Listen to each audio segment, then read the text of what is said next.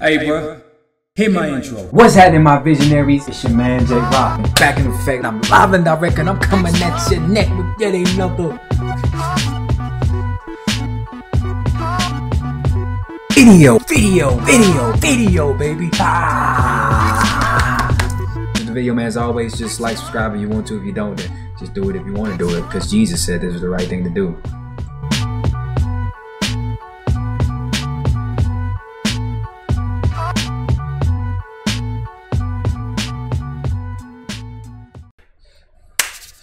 What's happening, my visionaries? It's your man, J Rock. Back up in this thing. It ain't another video, man. You know what I'm saying? So we about to check out Pantera. This Love. It's been a minute since I did some Pantera, man. Oh, what was the last Pantera? I think it was Domination when I did that live. It was fantastic. Love the instrumentation. Love the groove. Love the metal. The riffs. It was heavy. It was energetic. It was frenetic. It was all of those edicts. So I wanted to do one that maybe not as readily listened to or readily accessible as some of the other ones, because I think I pretty much, and y'all let me know down in the comment section if I haven't, but I think I pretty much touched on all of the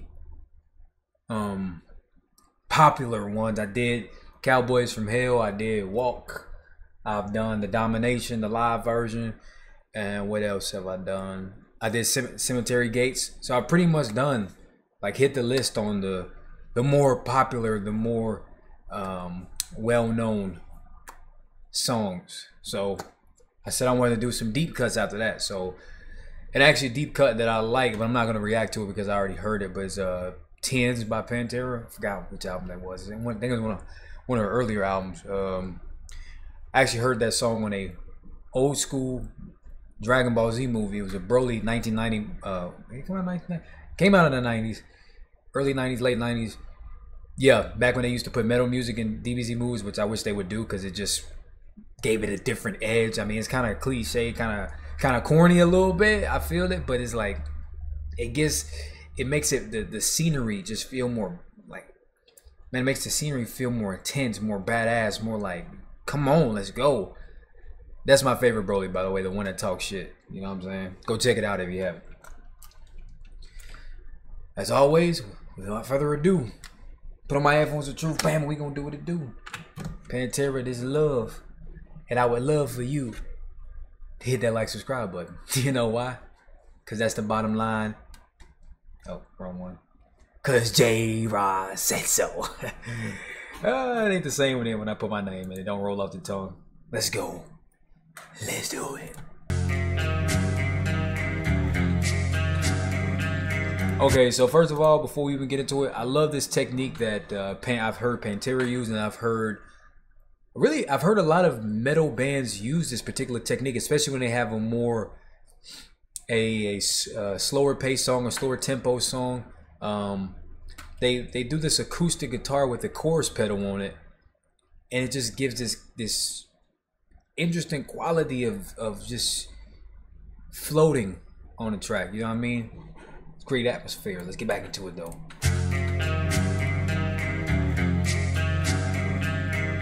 Like the girl, no, not girl.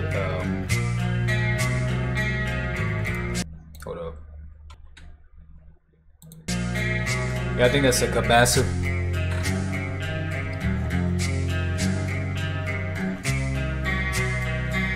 I had to look it up though.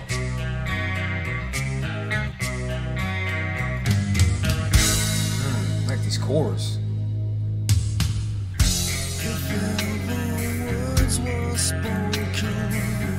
Ooh, the rim shot. That bass.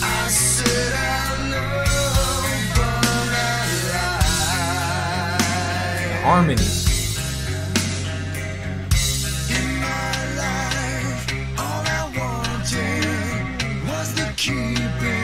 Someone like you, as it turns out, deeper within me, love was twisted.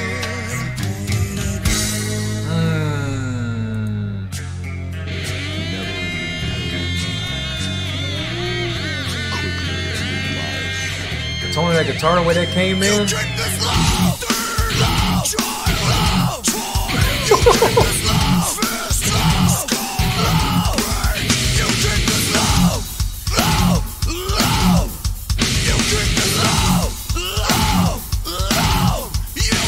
Man, so that was completely unexpected.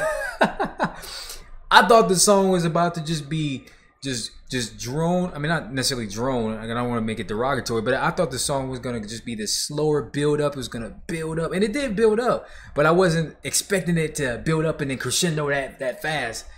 I thought it was gonna have a little bit more build up, but let's go. Woo.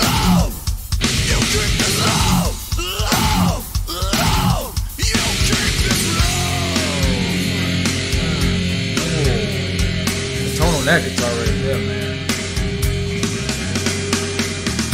I've been attempting one, stole her from herself. Ooh, bass. This gift and pain, no pain was right. Love the double vocal effect too. Really fills out the sound. Good stereo. Sometimes I feel so sorry. I regret this. But you make me so unhappy. I take my life in love with you. I kill myself. He said, "I take my life and leave love with you." We gonna get into it. We gonna divulge into it. We gonna go in depth. Let's go.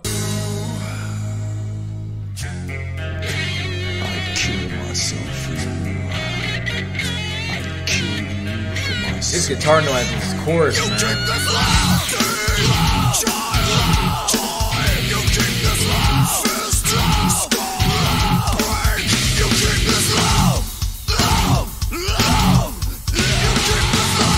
Woo.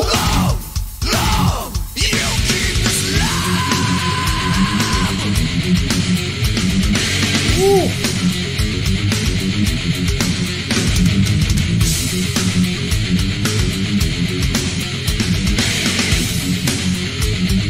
Love the tone on that guitar.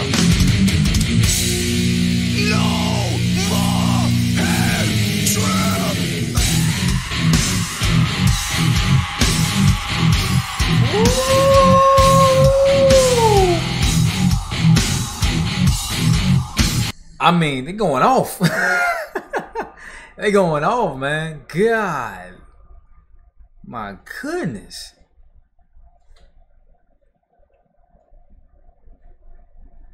Sheesh. I want to hear that again.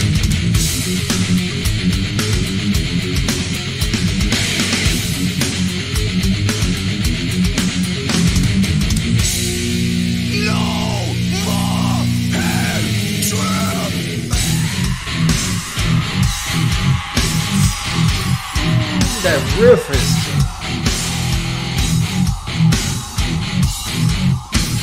look at that little light distortion on it, saturation. Like the cymbal to this.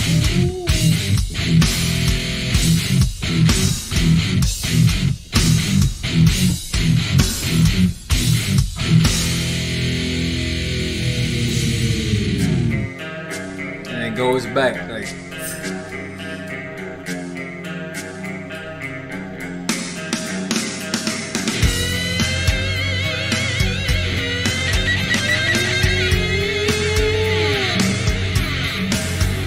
Down bag, baby, kill him.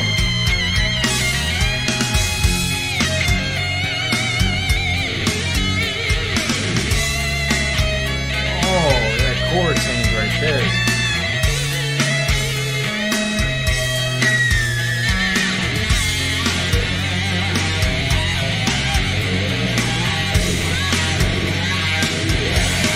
I just got a wah pedal or a talk box.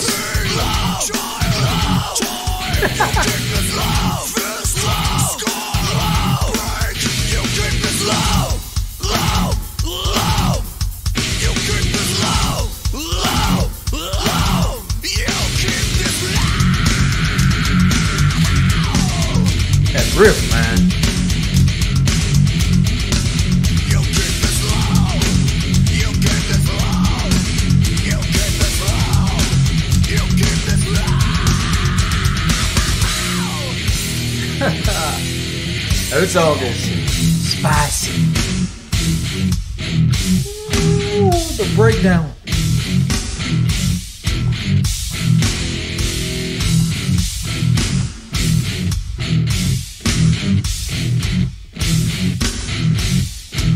Just a bop. That snare is beautiful.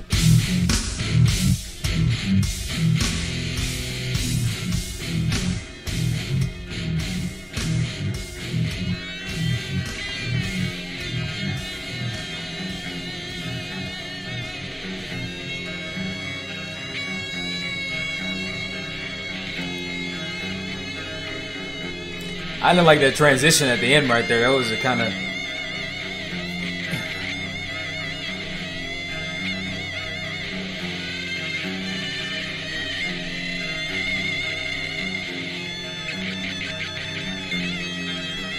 Woo. I do like the lead though, the solo lead. The lead solo.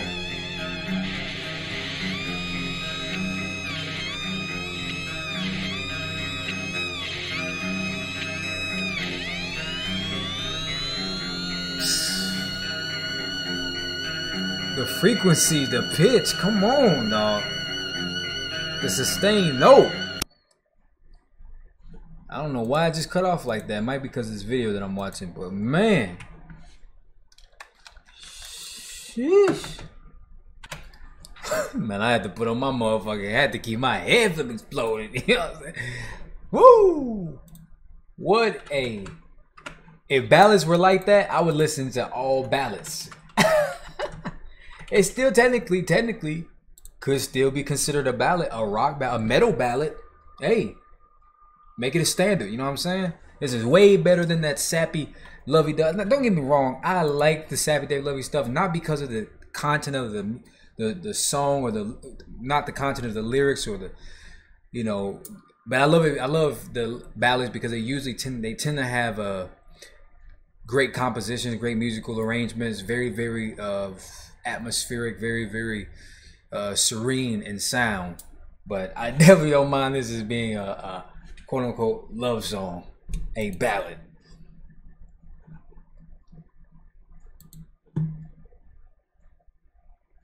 Let's see.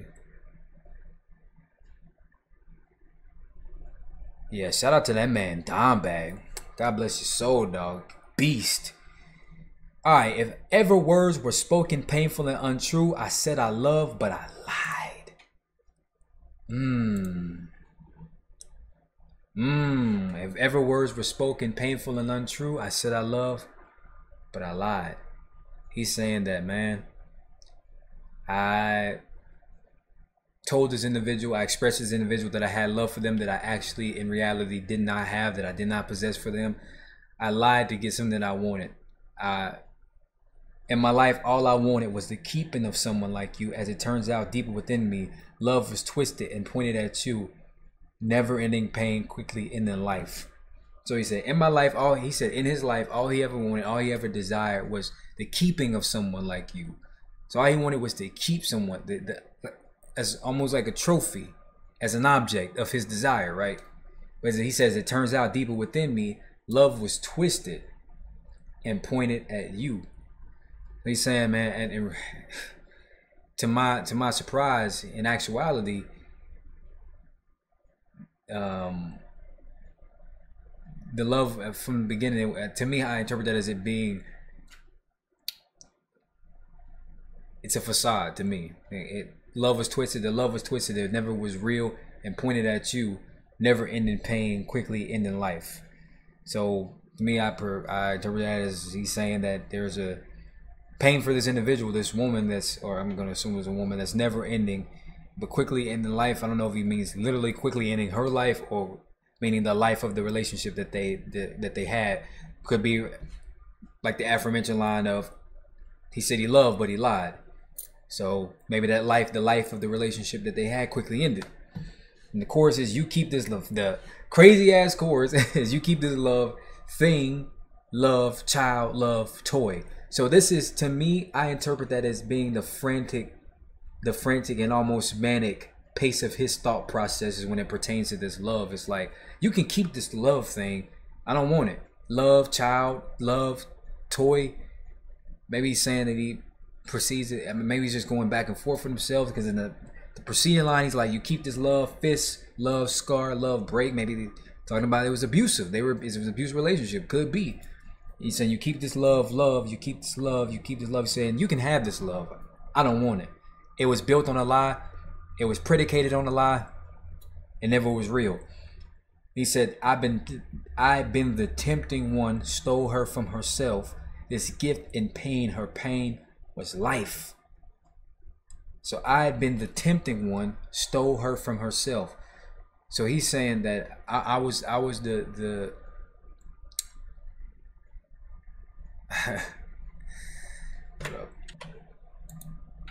all right, so he said, I've been the tempting one, stole her from herself. So I perceive that as being like, he's saying that I was the genesis of the temptation. I stole her from herself. I stole her from herself. So he's saying that I completely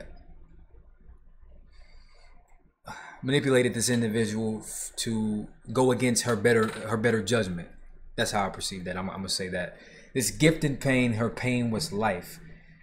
So the gift is life, but adversely, her pain was life. The gift in pain, this gift in pain, some gift in pain, maybe it wasn't a gift, it was life. But he's saying it's almost sadomasochistic that the gift was in pain and her pain was life. So the gift was in pain and her pain was life. So her gift was to be in pain and her pain was to live. And he says, sometimes I feel so sorry. I regret this hurting of you. So he's, you know, he's repenting the things that he done. But you make me so unhappy. I take my life and leave love with you. I kill myself for you. I kill you for myself. That's a crazy, like the juxtaposition between that is so fucking. It's such a insane structure of words. Like, so he go for I regret. So at first he said, I mean, it's very, the nature of their relationship is very you know, tempestuous. It's very conflicting, very afflicting of a lot of raw and hurtful emotions. He said, but you make me so unhappy. Man, you make me miserable. And it could be him projecting his insecurities onto this individual. But also on the flip side, this individual is afflicting these on herself or on their self, because they're obviously aware of these things, the nature of the relationship, but yet they continue to progress forward within it. You know, I don't want to really get off into that, so I'm gonna leave that alone for now. That'd be something to talk about later. He said, you make me so unhappy. I take my life and leave love with you. He said, I take my life and I leave love with you. I want my life. You can have love. Fuck love. I kill myself for you. I'd kill myself. I kill you. I'd kill you for myself. So he's saying it's conflicting. It's almost manic. It's going back and forth in his mind and his thought processes in the recesses of his psyche. This shadow, as it refers to in Jungian psychology, this shadow, this repressed unconscious is saying, I kill myself for you. I die for you, but I also kill you for me. Damn, that's that sheesh. Then he goes back to the chorus and bridge. All right, so this is already long as fuck. But anyway, this is a very, very tempestuous relationship. It's not at all fruitful. It's not at all anything that's conducive of a healthy livelihood or a healthy psychological, a healthy psyche. Man. So it's written by everybody. But it was just a message to clingy women at the time, young ladies. I was a very young man when I wrote that song as well. I was young and thought, let's not make more of this relationship than need be. It could have been autobiographical. However, it could be about and for anybody, and they can make it fit their life as well. You know what? And when he breaks it down to that level, I completely understand it. When you're a young kid, such as myself, 21 years old, you're 20, you're on the road, you're playing music, you're living the life. You know what I'm saying? Relationships are at the back of your mind, man. They're not a priority to you because you're just living life. You don't want to be tied down to one individual. I think it's cool as long as you express that. Now, if you don't express it and you start to lead people on, you mislead people, well, now you're not being honest. And I'm a big proponent of integrity. Not everybody is integral. Not everybody is honest. Not everybody has respect for themselves. But if you don't want a relationship with somebody, I think that should be expressed. And if the other person is not willing, then hey, you know, more power to him. You get God bless him and move forward. Listen, you know, you're not going to, but the same thing that he did, I've done it before. Plenty of people have done it before. I've had it done to me. I've had women who, you know, pretended that they wanted something that they actually didn't want.